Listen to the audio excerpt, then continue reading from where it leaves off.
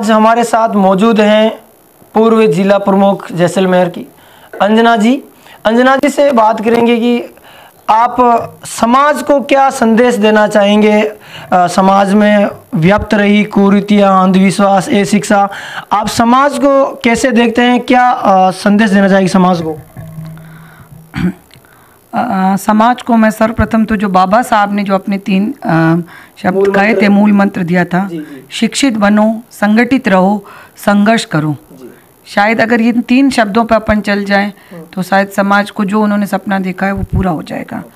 और अभी भी वर्तमान में 21वीं सदी में भी समाज कई कुरीतियों से व्याप्त है, ग्रसित है।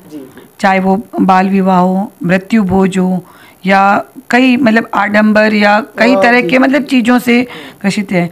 मैं समाज के लोगों से मैं विनम्र निवेदन करना चाहती हूँ कि आज 21वीं सदी में, आधुनिक युग में एक तकनीकी जहाँ एक दौर चल रहा है, उसमें उन सब कुरीतियों को का त्याग करें और जो वर्तमान में जो चीज़ें हैं उनके साथ चलें।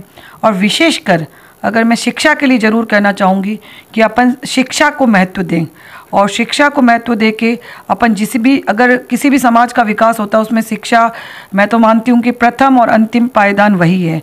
आज मेरे फादर जो किसान के बेटे होके शिक्षित होने के कारण उन्होंने हम 6 बहनों और 7 मतलब भाई को शिक्षित किया और आज अपने पैरों पे खड़ा किया। जैसलमेर जैसे ज़िले में जब वो 30-35 साल हमें शिक्षा हमें दिला रहे थे तो उनको कई चैलेंजेस अपनाने पड़े कि आज से लगभग 84 के आसपास, हमें 1984 के आस जब वो हमें पढ़ा रहे थे तो क्या बेटियां हैं बहुत है, 8वीं पढ़ ली, मतलब 8वीं के बाद ही उन्होंने ये हो गया था। और लेकिन आज उन्होंने उस समय संघर्ष करके हमने अपनी बेटियों को पढ़ाया। आज बस एग्जाम्पल पेश किए जा रहे हैं कि भाई रूपाराम जी की 6 बेटियां अलग डॉक्टर है, इंजीनियर है, RPS है, पॉलिटिक्स में है।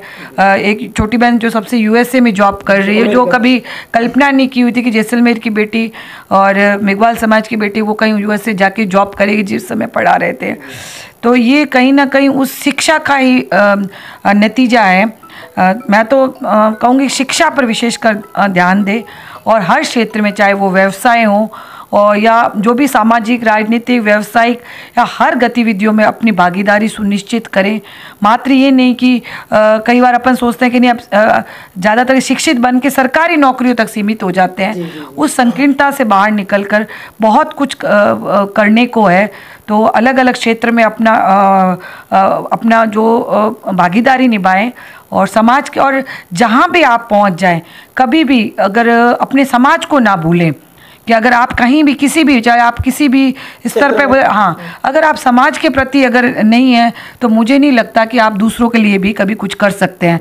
अगर आपकी अपने परिवार या समाज के प्रति संवेदना नहीं है तो शायद आप कहने को कुछ भी कह सकते हैं, लेकिन वो आप कुछ मानव के लिए, अन्य के लिए या किसी के लिए भी करने के मेरे मानना है कि सक्षम नहीं है।